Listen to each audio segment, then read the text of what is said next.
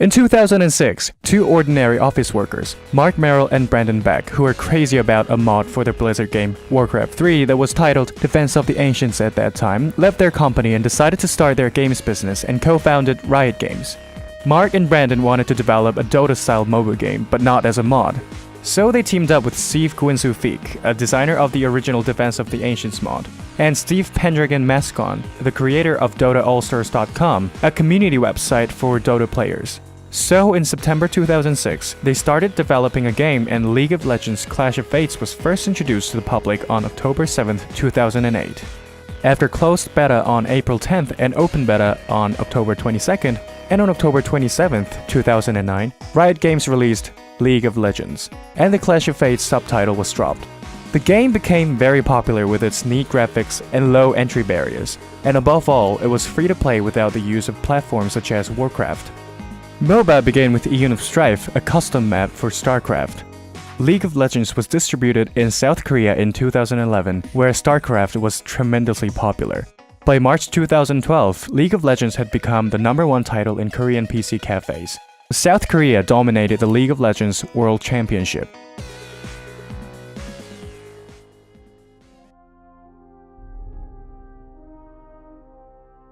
The world in which League of Legends takes place is called Runeterra. It comprises the supercontinent of Valorant, the continent of Ionia, Shadow Isles, and Blue Flame Islands.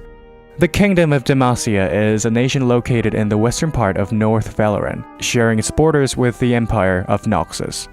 The two nations are political, military, and ideological rivals and see the other as a threat.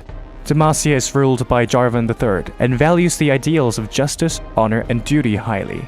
On the other hand, Noxus is a country where the physically and mentally strong acquire power through any means, regardless of the consequences to their fellow citizens. The two have fought the Rune Wars for centuries. Because of this, Valorant has suffered enormous damage, and the last two Rune Wars drastically altered the geophysical landscape of Valorant. Hence, Valorant's key magicians, including many powerful summoners, came to the conclusion that conflicts needed to be resolved in a controllable and systemic way. They formed an organization called the League of Legends, whose purpose was to oversee the orderly resolution of political conflict in Valorant. Housed in the Institute of War, the League would be given the authority by Valorant's political entities to govern the outcomes of the organized conflict they would administer. Since then, political conflicts had to be solved only through battles between champions summoned by the summoners fought on the fields of justice, not war. The League of Legends is supervised by a council of 3 powerful summoners, known as the High Council of Equity: Visaria Culmine, Kirsta Mandrake, and Reginald Ashram. So both Demacia and Noxus had to follow the council, and Demacia and Noxus stopped almost all direct confrontation between them. No longer in direct war with Demacia, Noxus had turned its expansionist eye towards conquering those who remained outside of the Demacians' jurisdiction. Noxus, a militaristic nation, aimed for Ionia, which remained neutral and was not being protected by the League as a new target for invasion. Ionia is a continent-spanning nation off the east coast of the Valorant, and is a land of unspoiled beauty and natural magic. Its inhabitants, living in scattered settlements across the massive island continent, are a spiritual people who seek to live in harmony and balance with the world. Because of this, Ionia did not join the League of Legends. So when the invasion of Noxus began, they began to fight back on their own. Noxus brought in mercenaries from Zaun. Singe the Mad Chemist launched a biochemical terror on non-combatant civilians and killed numerous Ionian citizens. 3 of Ionia's southern provinces, Galrin, Navori, and Zhongshan, were conquered by the Noxians. The residents were treated as second-class citizens and were suppressed and exposed to looting and exploitation. 7 years after the Noxian invasion began, the remaining Ionian families, brought together by the Duchess Karma, had decided to join the League of Legends to avoid further bloodshed, and petitioned to have the Noxians removed from Ionian soil. The decision was made to settle the matter on the fields of justice. Ionia openly challenged Noxus with a duel of their finest warriors.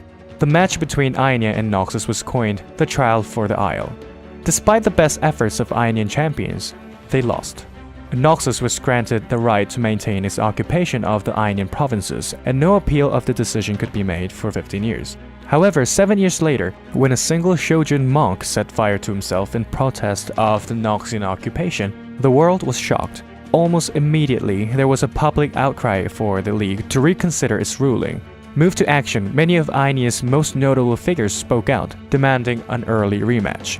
In uncharacteristic fashion, Noxus offered Aenea an early rematch. The rematch was an event by Riot Games in which 10 players were selected to play an official match that will affect the course of Runeterra's lore. The result of the match was victory for Aenea. It says that Udyr fought with Aeneans against Noxians voluntarily and was the MVP in the match.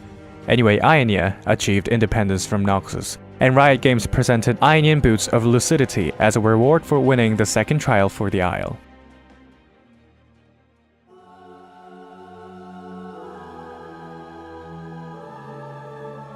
The Freljord is a region located in the northern part of Valoran, covered in snow and ice.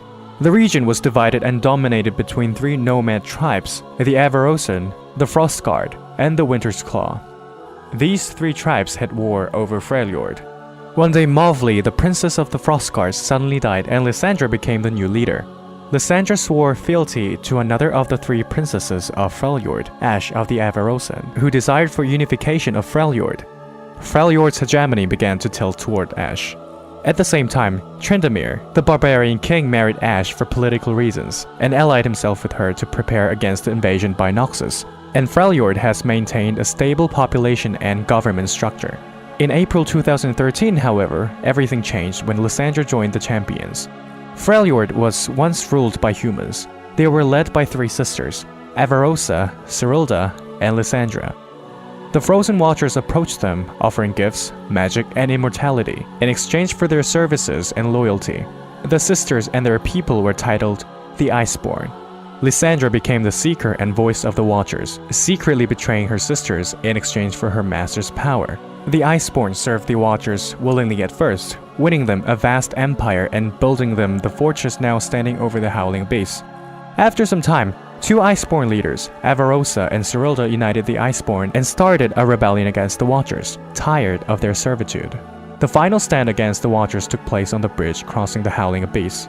Many Iceborn died, but in the end, the Watchers were overrun and thrown howling into the abyss, giving the crevasse its name. An Iceborn was chosen to guard the place in case the Watchers returned. Avarosa encased Gregor in ice so his spirit could stand vigilant eternally, sounding the horn if their former masters returned.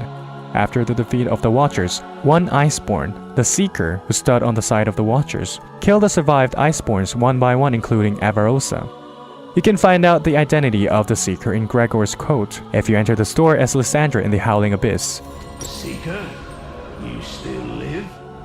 The Seeker was a respected leader of the tribe, but some say she betrayed us. Lysandra is under the guise of allegiance with the Avarosans and longs for the glorious return of the Watchers. Sejuani had been fooled by Lysandra and rebelled against Ashe. Finally, war erupts between Ashe's Avarosan tribe and Sejuani's Winter's Claw over who would truly rule the Freljord. Though unbeknownst to them, Lysandra has secretly been preparing her tribe for the return of the Watchers. She betrays Ashe and reveals herself as the Ice Witch of Legends. The war between the Freljordian leaders occurred and Volibear, Olaf, and Udyr joined them. Piltover and Zaun are located in the northern part of Valoran. Piltover and Zaun are the 2 leading city-states in the development of Hextech. Zaun is a place where there are no regulation on various kinds of chemical experiments and suffers from the pollution from the countless factories and laboratories constantly spewing into the environment. On the other hand, Piltover is a hopeful city-state with advanced technology under strict regulation. Accordingly, Zaun shares a friendly relationship with the nation of Noxus, and Piltover has a friendly relationship with Demacia and Bandle City. Zaun and Piltover are bitter rivals, yet symbiotic societies. Both city-states push one another in innovation. However, they are both ideological counter-opposites. They also share deep historical, social, and cultural connections.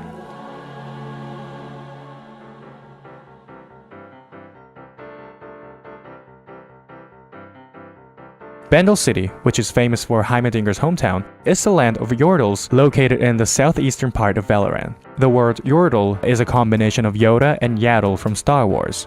They were a nomadic race, traveling from one part of Valoran to the other. But today, the vast majority of the Yordle society dwells in Bandle City. Yordles have relatively good relationship with Demacia and Piltover, but they have hostility towards Noxus and Bilgewater. Their good relationship between Demacia owes Poppy, the hero of Demacia. And Piltover is deeply involved with Yordles who are experts in science. The relationship with Noxus is bad because of the anti-Yordle sentiment in Noxus. The Noxians even called them the deformed descendants of ancient humans and wanted to exile them from the country. Ties between Bandle City and Bilgewater have always been a little tense, mainly due to the occasional pirate assaults on Yordle vessels. Their relationship became worse when Bilgewashan pirates attacked a luxury merchant ship which was going to the party celebrating Poppy's Demacian envoy appointment, and Teemo and Tristana went to the scene to clear up the situation. Bilgewater is an island nation of the Blue Flame Islands, which are located in the southeastern coast of Valorant. Due to the lack of resources because of its poor surroundings, Bilgewashan started piracy and hunting sea monsters. Because of his piracy, Bilgewater is certainly not in a good relationship with other city-states. Thanks to Gangplank's marauding against Noxian war fleets, Bilgewater and Noxus are on shaky terms with one another. And at some point, the Bilgewashans even managed to steal the Leviathan, Swain's personal warship, and earn the personal enmity of Noxus's Grand General. However, Bilgewashan pirates and Noxians on occasion will assist each other if it brings benefits. Anyway, because of its piracy, the Institute of War tried to wipe out Bilgewater. However, Gangplank voluntarily joined the League, so Bilgewater survived. Bilgewater is close to the Shadow Isles than any other area, and the first to be enveloped by the yearly harrowing. The Shadow Isles is a mysterious island kingdom located southeast of Bilgewater. Shadow Isles was once a beautiful realm named Blessed Isles. The island is isolated by mist and barrier of light surrounding it, so it was not easy to approach the island from Valorant. Callista was a proud general, niece to the powerful king of an empire that doesn't exist anymore. Callista traveled the world, seeking a cure for her dying queen, who got poisoned by the assassins but always without success. Finally, she learned of a legendary island beyond the ken of mortal eyes, a place said to hold the key to eternal life, the Blessed Isles, and set sail on a last voyage of hope. Callista begged them to heal the queen, and the Master of the Order instructed Callista to bring her to the island, where they would cleanse her body. As Callista boarded her ship, she was given the arcane words to pierce the glamours protecting the island, but was warned against sharing that knowledge. Callista returned to her kingdom with a glad heart, but arrived too late. The queen was already dead. The king had descended into grief-stricken madness, locking himself in his tower with the queen's festering corpse. The king demanded her to tell him what she had found. However, Callista refused, remembering the warning given to her and knowing there was no purpose in bringing a corpse to the island. Hecarim convinced her to tell the king what she knew. He urged her to let the king find peace, either in his wife returning to him or in finally accepting she was gone and allowing her to be buried on the Blessed Isles. Hesitantly, for she sensed something amiss in Hecarim, Callista agreed. Callista went back to the island and spoke the mystic words to undo the veil shrouding the island. The king ordered the man to bring his wife back from the dead, but was told that trying to cheat death went against the natural order of the world. The king flew into a fevered rage and commanded Callista to kill the Guardians. Callista refused and instead tried to protect the Guardians. Hecarim stepped towards Callista as if to stand at her side. But Hecarim now saw a chance to realize his long-simmering ambition of replacing Callista as the king's favorite. So instead, he drove his spear through her back in an act of betrayal, and commanded the Iron Order to slay the inhabitants of the Blessed Isles. Hecarim and his warriors slaughtered the Guardians until a lantern-bearing wretch finally led the king to what he sought, the secret to resurrecting his wife. But when the queen returned to life, she was a horror of decayed meat and maggot-ridden flesh who begged to be allowed to die once more. Repulsed at what he had done to his beloved wife, the king enacted a spell to end their lives and bind them together for all eternity.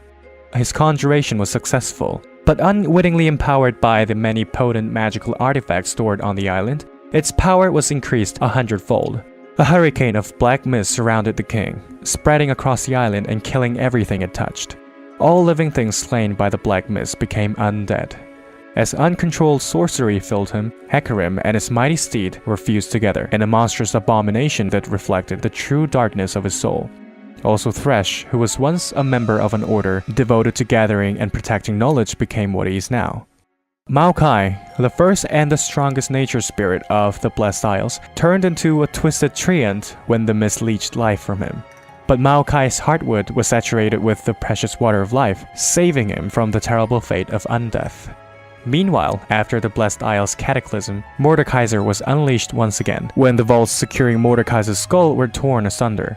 This incident, called the Ruination, turned Blessed Isles into today's Shadow Isles. Once he was a noble king, until grief overcame his reason. Of course, the item, Blade of the Ruined King, is related to this catastrophe.